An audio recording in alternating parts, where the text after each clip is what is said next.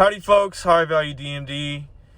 This video I want to talk about this song that has been circulating around the internet. It's called Richmond, North of Richmond by Oliver Anthony.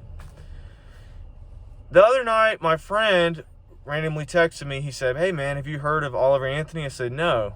I looked him up and I started watching the song. And a lot of emotions came flooding through me. To tell you the truth, it punched me right in the chest. It was tough to listen to, but it's a very relatable song, and I think that song is how most Americans are feeling. So in general, we know inflation is going crazy. If you go in a Walmart, you can't get out of that Walmart without spending a minimum of $40. You go to a Chevrolet dealership or a Ford dealership, minimum for a truck is 70 grand.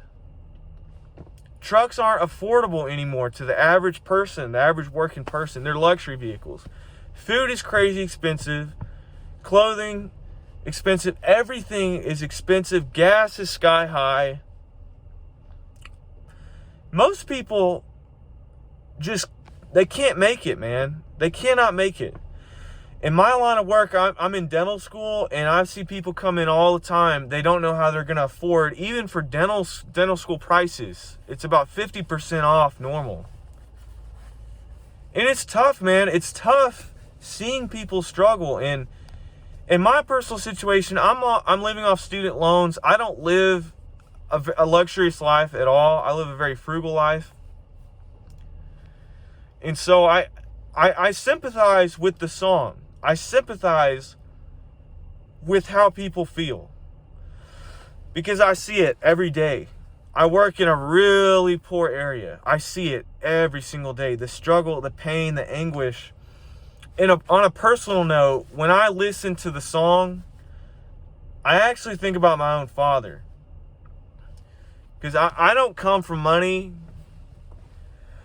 Growing up, we didn't have much money at all, to be frank with it. My dad, he's a construction worker, and he has built custom homes. He's done a lot of jobs. He's been a custom home builder.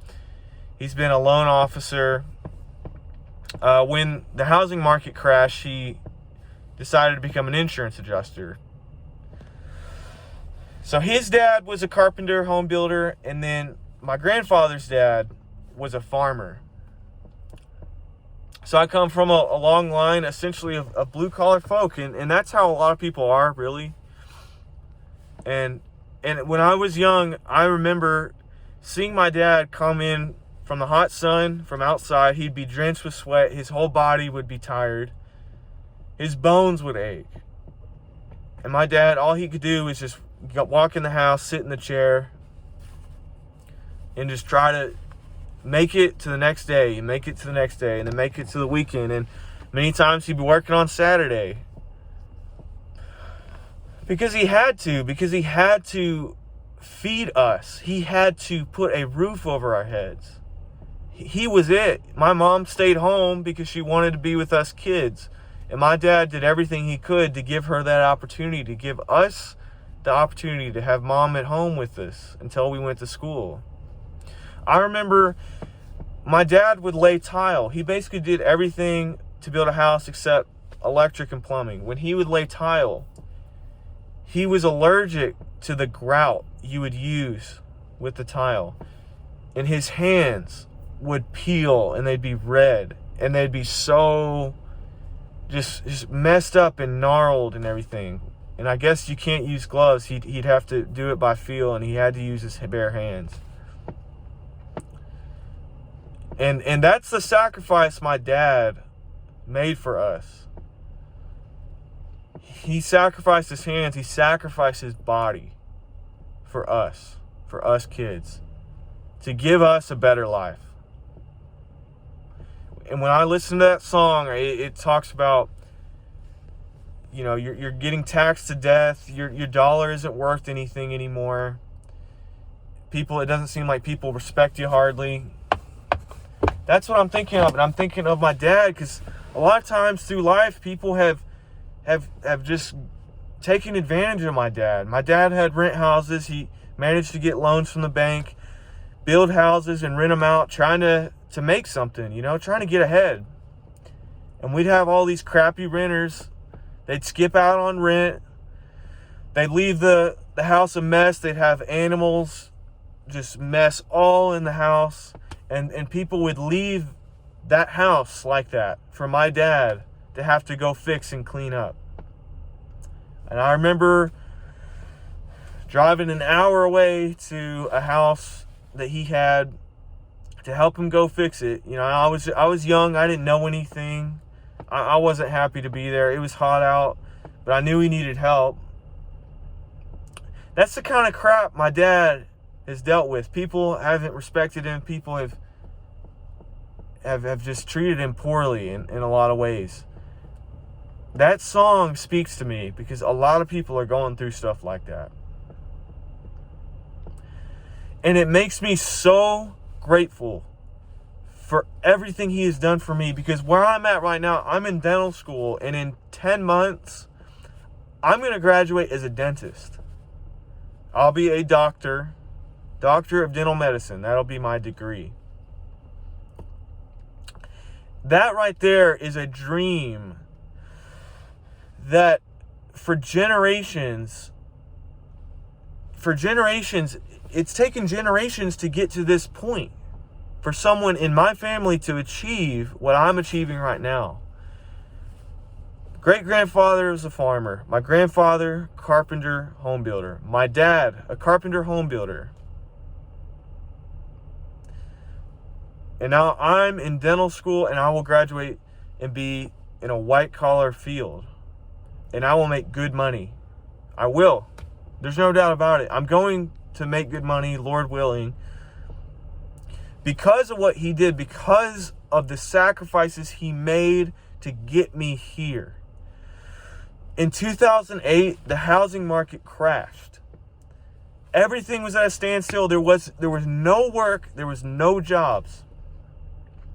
My dad decided to take a risk, and he went, I'm not going to say where just for anonymity, but he went into a city because he heard that insurance adjusting was a good field of work. And he went into an office, and a front desk lady said, "Oh, well, we don't have anything. We'll call you."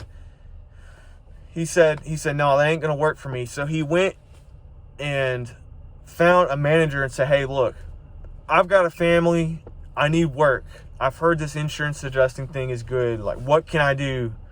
What can I do to do this?" And he managed to get a job, and he went to insurance adjusting on Hurricane Ike in Texas, in Galveston. And that's how that went. That is what a man does to provide for his family.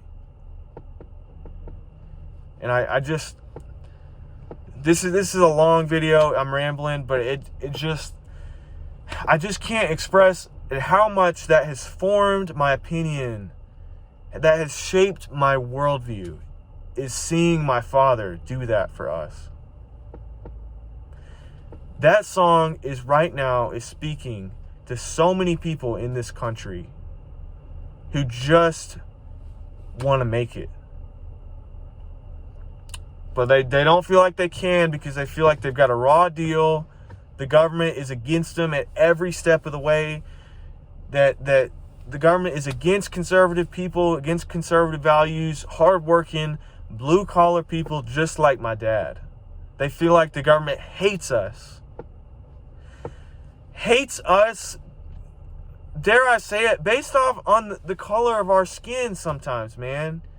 And I hate to get political, and I try to be sensitive to so many world views and perspectives, but when our government talks about privilege this, privilege that, and it talks about white male this, white male that, please understand that there's people out there that we don't control the way we look.